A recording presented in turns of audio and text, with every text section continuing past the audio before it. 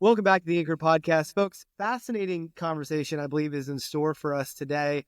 A topic that has been on many minds within the classical renewal movement, and that is artificial intelligence. We have with us today one of the true experts in this arena, Dr. Brian Dellinger of Grove City College is here with us today.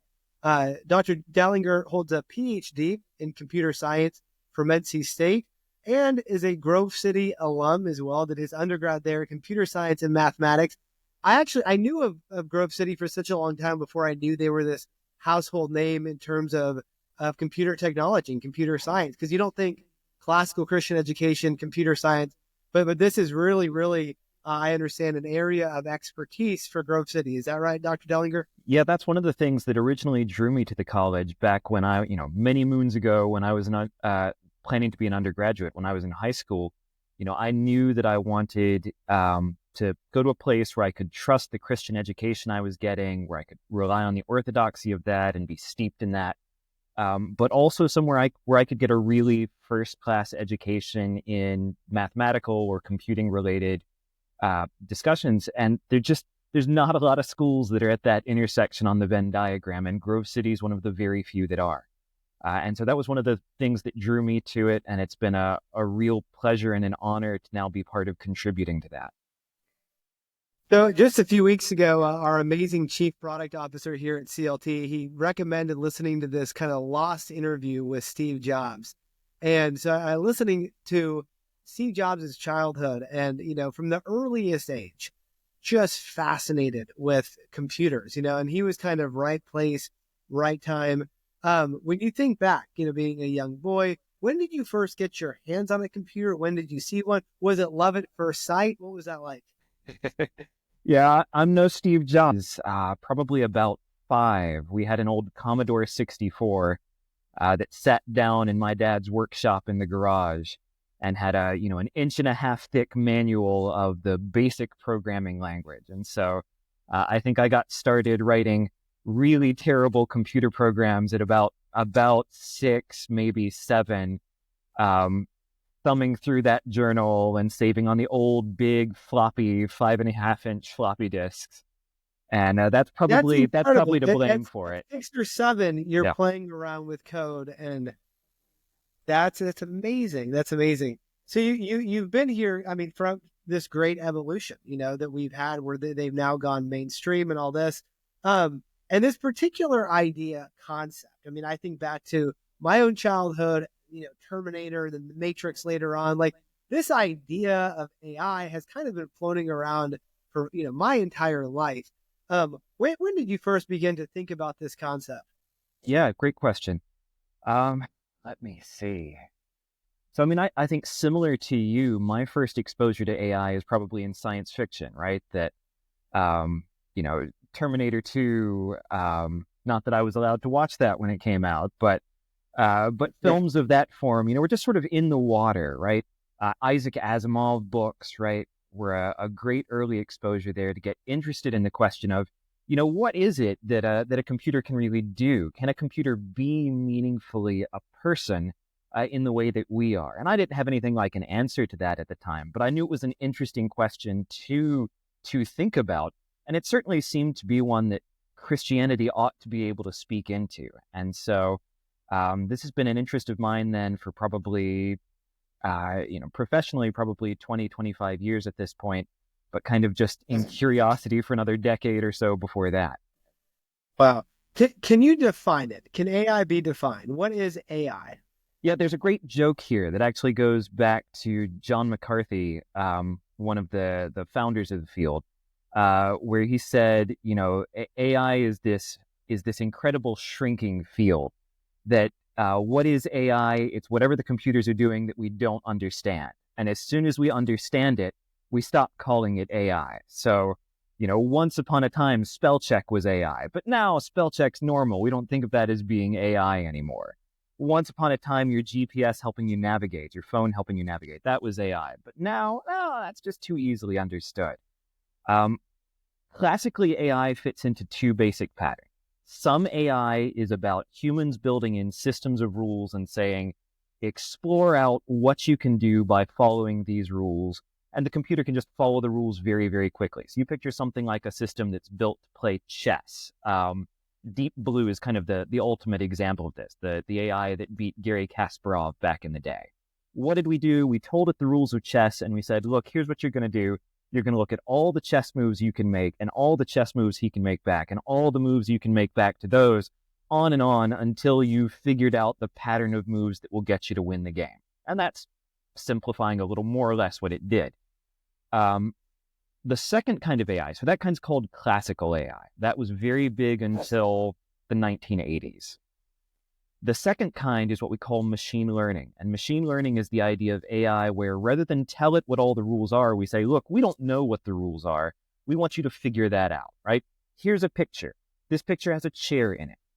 We want you to see if you can learn to recognize which pictures have pictures of chairs and which are pictures of other things. We don't know how to tell you which one's which, but if we show you enough pictures and you make enough little adjustments in your own math along the way, sooner or later, we think you'll figure out how to tell which ones are chairs and which ones are not. Again, that simplifies the picture a bit, but that's the kind of AI that's really dominated the field for the last 20 years. When we think about a Chat GPT or a Claude or a Grok or whatever it might be, that those are descendants of that second movement, this machine learning approach.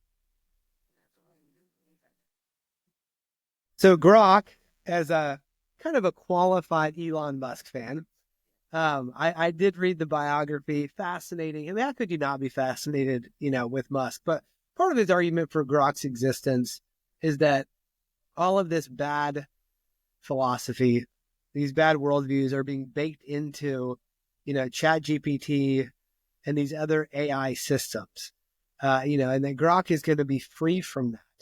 I was wondering if you could speak into that these AI systems are making not assumptions because they're being fed, but ways of perceiving the world.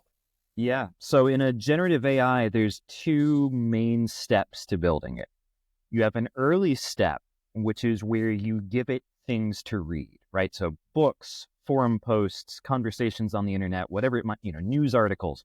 You give it as many examples of human written material as you can lay hands on, and you say, read this and learn to predict based on the words that have been said so far, what the next words are going to be. So just what would you expect to come next in the sentences as you've seen them to this point? And that will take you a pretty far ways in terms of an AI that strings words together in sentences that sound like the kinds of words a human being would say. But then there's things we don't want the AI to say, right? We don't want it to give people directions on how to build bombs. We don't want it maybe to say things that are racist or sexist or whatever other bad behaviors we might think of. We don't usually want it to insult its users, right? And so there's, obviously, if you train it on the internet, you're going to get a lot of all of those things. And so you have to have this second step where now that it's been taught to talk, you bring it back and you say, now I'm going to have it have conversations with human beings. And as it has those conversations, the humans will flag things that it says and say, no, don't say that, right? Mark that down. Don't say anything that sounds like that ever again. And so there's this human feedback reinforcement learning step at the end. And that's really a point where when there are biases reinforced, that's the thing that does it more than anything else. Now, you can bias it any way you want, right? You get a bunch of Republicans on that team and they'll give you a very Republican sounding AI. You get a bunch of Democrats, they'll give you a bunch of very Democrat sounding AI. You can imagine Silicon Valley tends to skew politically left historically. A lot of the things that are going to be produced by that, just by the nature of the people who are building and testing it, it'll conform to their biases. And so, I certainly think there's no getting around the fact that you're going to imbue some bias into the system. But I think it's healthy to have different AIs that are biased in different ways, right? I think it's good to not have a monoculture of what the AIs think, or not think, but what the AIs say to us at least. Okay.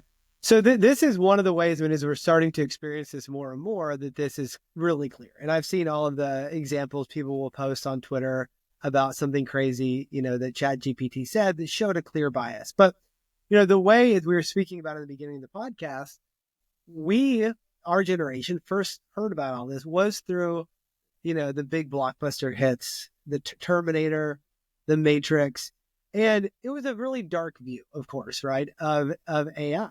And of course, a movie to be a good story, it has to have a crisis. It can't just be that this thing was invented and it was really helpful and that was the whole thing. That doesn't make a good story.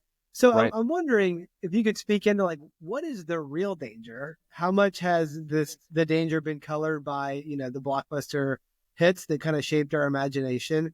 And how concerned are you about all this? Yeah, it's a great question. There's the phrase among people who look at this right now is they talk about P doom, right? So P is in probability. What's P doom? What's the probability that we kill ourselves by building AI? That this is the end of humanity? Um, and you'll find a variety of perspectives on that. A lot of them come down to there's kind of two perspectives here, or two ways that things might go really bad. One way is if you believe that AI could become genuinely human-like intelligent, right? This is your runaway Skynet situation. It becomes a person and then it decides for whatever reason to take over the world. Maybe it's going to use human beings as batteries, or it just wants to eliminate the competition, or it thinks they'd make great spare parts, whatever it is, right? It's evil. It's decided to kill off humanity, but it's basically a person, and now it's a super intelligent person. Um, if you think AI can be a person, I think that's a very real risk. If you think people are basically reducible just to physical components, right? If you think we're nothing but basically meat and electricity, then it seems sort of inevitable that you're going to have a computer that can simulate whatever your body is doing, and it will inevitably be a person in that way. If you take a perspective that says, no, I think human beings are more than just their bodies, I think there's something eternal, immaterial, which I think Christianity speaks into and says that, yes, they are, right? We can be absent from the body and at home with the Lord. If you think that's the case, then there's reason to say, okay, I don't think that's as much of a concern for me. I'm not worried it's going to become a person. I'm not worried it's going to surpass humanity in this way. But there's still a second concern. And the second concern is basically, how many things do we plug the AI into that might potentially go wrong along the way, right? So there's this classic true story of this one Soviet engineer back during the Cold War who's on missile duty, right? And he sees this radar contact come in. The radar contact looks to him like the US has launched a bunch of missiles. Standard operating procedure is he's supposed to push the big red button and do the Soviet first strike back at the US. Well, this guy looks at this and says, this doesn't make any sense. I can't see why the US would be shooting missiles at this way and not all of them. And I think this is some kind of radar glitch, or it's a flock of birds or something. I'm not going to do it. And he chooses not to press that button. And he's right, obviously, which is why all of us are still here to have this conversation. If that had been wired into a system that had final go-ahead authority, right, that the AI had just been programmed, when these circumstances are met, go, that's a very different picture, right? And so the AI doesn't have to be super intelligent. It doesn't even need to be very smart at all if it's hooked into powerful enough systems and there's no human control left in the loop there for that to be a very bad scenario. And so I think there's more concern to me of that form, to say I'm more worried about what happens if it's just given access to things that it shouldn't be, and there's some genuine mistake in the programming, right? Some bad behavior, and we don't catch it until it's too late. Very concerning. Yes. Yeah. And I wonder, with the first one that you said, as Christians, we believe there's something irreplaceable. We believe in the Imago Dei, where AI can't be fully human because it's not made in the image of God. I think at the same time, I'm shocked already with, how far it's already gotten. And I wonder, I actually had this talk with Dr. Chris Perrin, Classical Academic Press, dear friend. My youngest is 3 years old. I'm wondering, when he's my age, if it's possible that he interacts with what he thinks is a person, and comes out to find out after the fact that it was a bot. And maybe that's a pretty normal experience by the time he's my age. I mean, they've made these crazy advances in, these things that look like humans already. I mean, it very much is very Terminator-esque. Yeah, there's a Christian technologist, Derek Sherman, who says that one of the big challenges he expects in the next few years is what's called ontological confusion, or what he calls ontological confusion. That is just a lack of clarity as to what kind of thing we're interacting with, right? We can probably all remember the first time we got a robocaller AI, right? That sounded like a person on the other end of the phone. And it took a minute to realize that something was off in the responses, and that this was a computer you were talking to, right?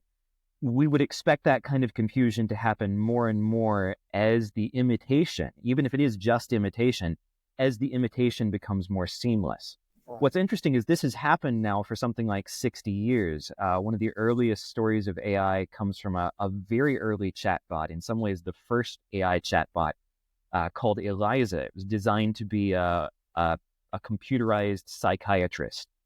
And there are stories of people who didn't realize they were talking to Eliza and got frustrated because it was designed to be one of these psychiatrists who just feeds back everything you say as a question, right? Why do you feel that way? Oh, what do you think about this? And they didn't realize, and they couldn't figure out why they couldn't get anywhere with this person they were talking to, because the person just phrased everything back to them as a question. That's the 1960s, maybe the early 1970s. Wow. So this has been a problem for decades, and it is going to get worse in that regard. Right now, believers in this space, are you an anomaly? I mean, I think that folks who are developing in the front lines of developing artificial intelligence and understanding how we use this ethically and responsibly, man, I know I want believers there. Is that common, or do you find that you're a bit of a unicorn in this AI world? So somewhere in between, I'd say. The dominant position within AI is unquestionably secular, but there have always been strong representations of Christians within computation and as a field, and within AI as well. Computation's really developed. The idea of a computer is really developed by a couple of guys, Alan Turing and it'll be embarrassing if I blank on the other fellow's name. Alonzo Church. And Alonzo Church is a Christian, right? And it's really these two guys working kind of in concert, kind of independently, hit out in the idea originally. So from the very beginning, Christians have been represented in this field. Christians are doing pretty incredible things with AI. A couple of colleagues of mine are working right now with a Bible translation company to do automated Bible translation, right? To say, can we take this into new languages where we can do at least a first cut of the scriptures very, very rapidly into new languages? Or can we make it so that missionaries in the field can have AI support to do on-site translation as they're trying to communicate with unreached people groups? There's a lot of potential to use this for good. So certainly I'm worried about some of these risk scenarios, right? But I think it would be a mistake for us to say, well, there's risks associated with it, so let's just back out of it altogether. There's a lot that Christians can do to shape this field for good. One of the questions I always wondered about from watching The Matrix, which I've watched way too many times, I'm a big fan, I imagine you're a fan as well, is they don't ever answer the question of how people got to become the batteries. Was this a conscious or unconscious thing, right? And I mean, already I hear these stories of people, especially in Asia, spending 16 hours a day in the virtual world. And I'm like, maybe we're witnessing, this happening, that they basically come out only to sleep, and, professional life and everything else. And, if you can opt into a virtual world where things are way better than your actual life, what is this connection like between people spending more and more time in virtual reality and AI? Yeah, I think and I've written about this for the American Spectator a few months ago. One of the challenges of what we're seeing in AI companionship, which I think ties in very well to the idea of living in virtual worlds. One of the things that ties in very well for the questions around AI companionship is that when you've got an AI friend, right, for lack of a better word there, in many ways, this is a product that's designed specifically to make you happy, right? It's there to make you feel good, to make you keep coming back to it. And real human beings don't have that property, right? We come with all sorts of wrinkles and priorities that are not about pleasing the person we're talking to. Well, that can be a human forming part of our development, is to say we interact with people who don't think we're the most important thing in the world, right? I think that's an important experience for us. I have a 7-year-old and a 4-year-old, and, it's very humbling to talk to someone else like a 4-year-old who's convinced that he is the most important person in the world. That helps to put you in your place a little bit. And I think we run the risk, if we entirely substitute human communication, human worlds with these artificial ones, that we just withdraw into something that's pleasing to us all the time, and we miss some of that character formation of dealing with things that are unpleasant, right? That shape us and grind us down in good ways, right, into stronger or better character, because we have to deal with people who don't particularly like us and don't particularly want to please us.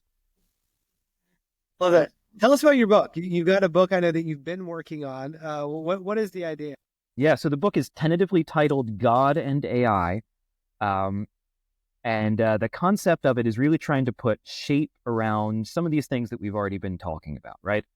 My goal was to write something that would be accessible to ordinary Christians, ordinary pastors, and to say to them, look, first off, here's what computation is. Here's what AI is. Here's what ChatGPT is. Because I think we sometimes think about these things like they were magic, right? They seem basically like some kind of technological sorcery, and we have no idea what to expect in terms of their capabilities because we don't really understand what they are. And so my first goal was to just say, let's solve that. Let's understand under the hood, what is this thing and what knowable limitations does it have? Because even mathematically, we can talk about computation and say there are limits to this.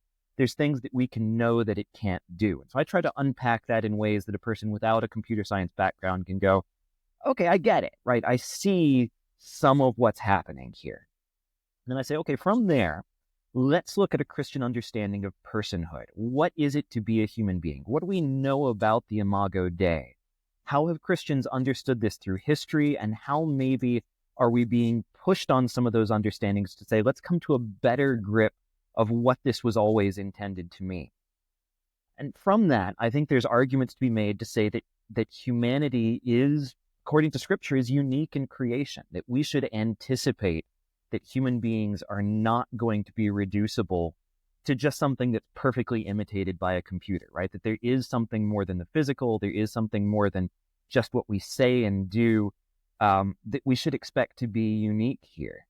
And that I think even secular philosophers have begun to argue along these lines and to say, there's something about the way we as thinking beings operate that really doesn't seem to be captured by these computer systems. And so I think that's really encouraging, right? It's a case where what's being found even in secular philosophy is aligning with exactly what we would expect from the Scriptures. I think that's a positive note to us. And it means there's an opportunity for us to speak into this process and to say, look, we should expect to have some insight here, right? If Christianity is true, then Christians above all should have some idea of what it is to be human or to be human-like.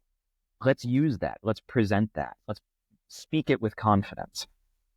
And then the last portion is just a look at the practicalities, right?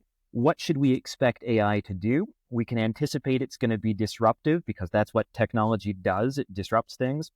But at the same time, I think we can approach technology as a work of common grace, right? If we look into history, we see so many examples of untold human suffering, of starvation, of deprivation, lack of knowledge, lack of access to great works of art and literature and music. And we've been blessed with so much of that, right? Not just the necessities of life, but of health and of these opportunities, certainly within the classical learning movement, right? These opportunities where it's never been easier to say, I want to go out and I want to listen to all of Mozart for the next 24 hours. I just want to hear all of it right now. No one's ever had that opportunity, certainly not for free, trivially, the way that we do. And I think we can look at that and say, let's begin from a posture that recognizes that God has given us a gift in so many of these technologies. Will they be abused? Absolutely they will. Will they sometimes be put to destructive ends? Yes, that's what we do with every good gift God gives us. He gives us food, we overeat. Yeah. He gives us sunlight, we stay out too long and we get sunburned, right? That's our nature as fallen beings. We abuse the good gifts, but the gifts are good and we ought to begin from a posture of gratitude there. And so I try to trace through both where I see some of the good gift being given and some of the places I think that it will cause harms, that there will be abuses falling out of that. Fascinating. Can't wait to read it. God and AI is the working title right now. Hopefully going to be released this summer. And before we go, Dr. Dellinger, we always love to talk to our guests about books, the books that have been most kind of formative. Maybe it's a book that you reread every year. That'd be for you. Reread every year is probably going to be The Lord of the Rings. I'm reading that. Yeah. I like to Wow. read that with my wife as we go to bed in the evening. One of us reads it to the other one as we're settling in. And so that's probably my biggest reread. Let me see. Beyond And that, there's something, I've heard folks say that Tolkien was prophetic in kind of predicting AI. Do you see anything there? he's certainly got a view on modernity, right? That's, you think about Saruman and the scouring of the Shire at the end. He's certainly got a perspective that a mind, I think the word is something like Saruman has a mind full of wheels now, right? That there's a loss of humanity in that very techno-focused perspective. I think that certainly can be a risk, but I don't know that I'd be quite as negative on it as he would, right? I have maybe a little bit more of an optimistic perspective about some of the positives that can be worked there without cutting down all the trees and paving over the whole world. I don't think those are our two choices. I'd say as a child, one of the books that got me on this path was Isaac Asimov's Norby books. Those were they're little friendly robot that goes around with a kid. They're written for children. And just that mental image of the AI as a friend to this kid was very formative for me at about 6 or 7, when I was a nerdy little kid who liked the idea of having friends who would be that kind of companion for me. Amazing. We're here with Dr. Dellinger from Grove City College. Again, the book coming this summer is God and AI. Dr. Dellinger, we're huge fans of Grove City here. It's one of the most popular destinations for CLT test takers. So students, parents, if you haven't already, make sure to check out Grove City College. Dr. Dellinger, thank you so much for being with us on the Anchor Podcast. My pleasure.